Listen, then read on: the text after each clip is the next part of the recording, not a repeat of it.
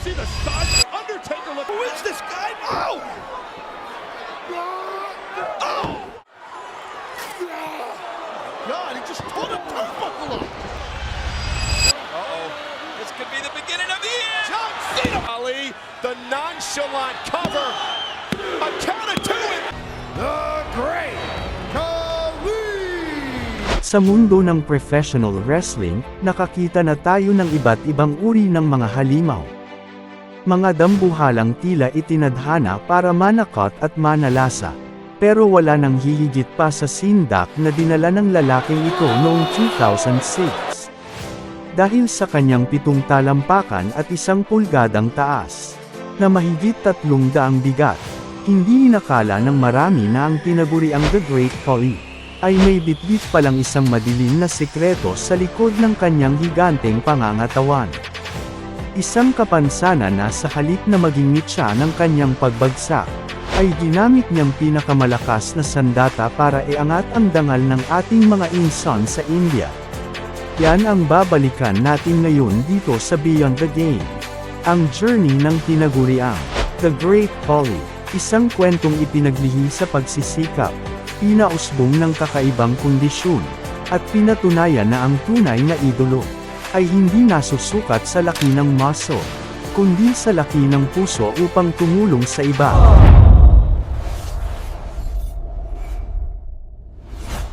Isinilang si Dalip Singh Rana noong August 27, 1972. Sa maliit na nayo ng Virena sa India, isa siya sa 7 magkakapatid sa isang pamilyang sapat lang ang kinikita sa pagsasaka para hindi magutom.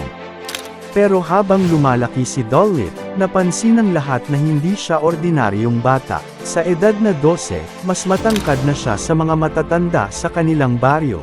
Dito na natuklasan ang kanyang kondisyon. Ang acromegaly. Isang bihirang karamdaman kung saan ang pituitary gland sa utak ay naglalabas ng sobrang growth hormone. Habang ang ibang bata ay normal ang paglaki, si Dalip ay mabilis na lumalaki sa paraang hindi normal.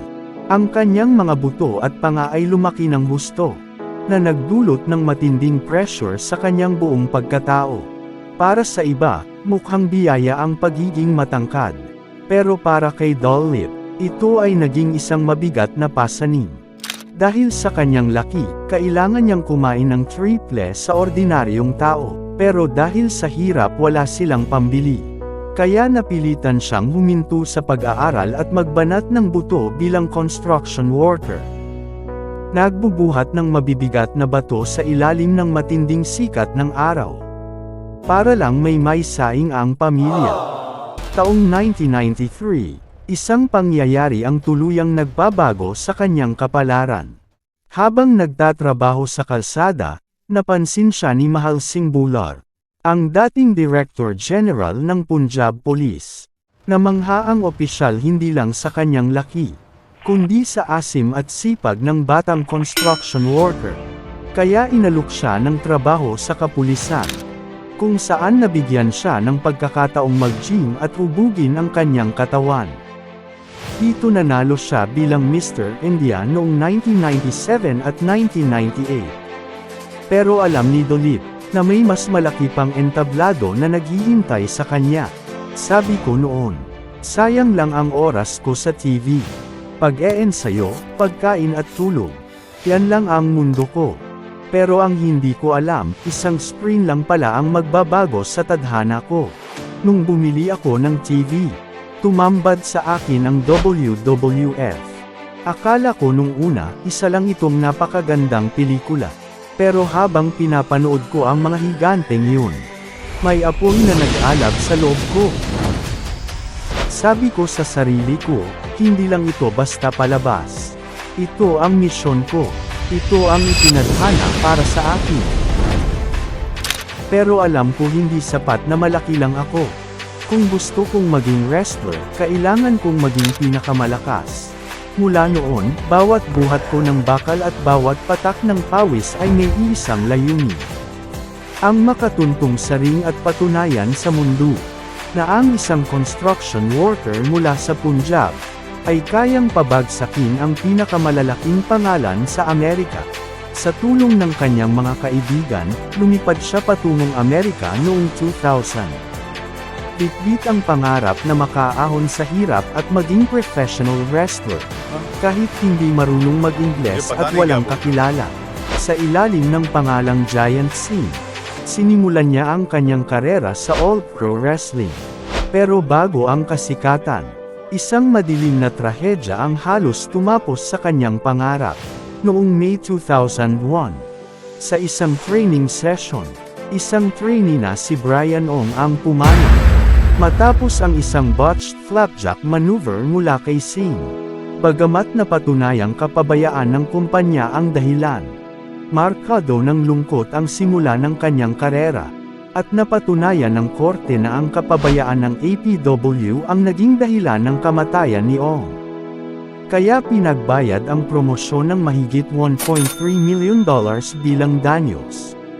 Pero hindi nagtapos doon ang kanyang serye.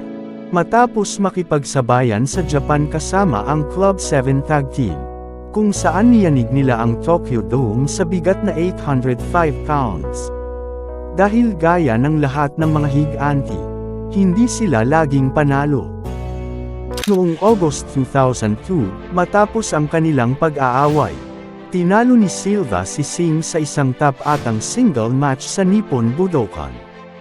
At mula noon, hinasa niya ang kanyang sarili sa bawat bansa, hanggang sa dumating ang tawag na magpapabago sa kasaysayan ng wrestling sa buong mundo. April 7, 2006. Ang gabi na niyanig ang WWE Universe. Sa gitna ng laban ni The Undertaker, lumabas ang isang higanteng hindi pa nakikita ng marami.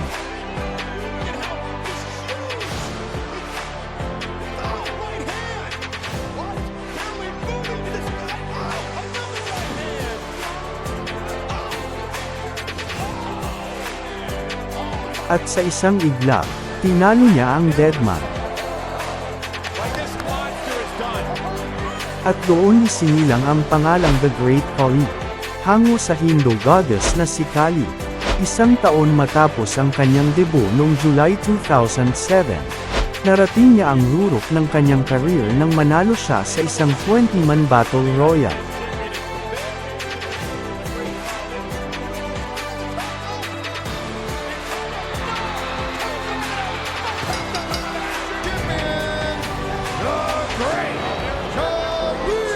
Ang kauna-unahang Indian World Heavyweight Champion. Pero gaya ng lahat ng higanti, may hangganan ang lakas ng katawan. Dahil sa acromegaly, unti-unting bumigay ang kanyang mga tuhod at likod. Kaya maraming fans ang bumatikos sa kanyang mabagal na pagkilos. Hindi nila alam na sa bawat hakbang ni Kali, ay parang tinutusok ng libo-libong karayom ang kanyang katawan. Dahil sa matinding hirap at sakit, dumaan siya sa mga komplikadong operasyon. Pero sa kabila ng lahat, hindi siya sumuko. Dahil noong nag-retire siya sa WWE, hindi siya huminto sa pagtulong. Itinatag niya ang CWEO, ang Continental Wrestling Entertainment sa India, para magbigay ng libreng training sa mga batang nangangarap ding maging wrestlers. Noong 2021, formal siyang ipinasok sa WWE Hall of Fame, ang huling selyo ng kanyang kadakilaan. Ang kwento ni The Great Khali ay hindi lang tungkol sa wrestling. Ito ay kwento ng isang lalaking ginamit ang kanyang kapansanan para maging sandata laban sa kahirapan. Mula sa pagbubuhat ng bato sa India, hanggang sa pagbuhat ng gintong belt sa Amerika, pinatunayan niya na ang tunay na sukatan ng isang idolo ay hindi ang laki ng kanyang muscle, kundi ang laki ng kanyang puso para bumangon at tumulong sa iba. At kung nagustuhan niyo ang ating kwento ngayon, huwag kalimutang mag-like, mag-subscribe, at pindutin ang notification bell para lagi kang updated sa ating mga kwentong puno ng aral at inspirasyon ng ating mga idolo. Hanggang sa muli, ito ang Beyond the Game.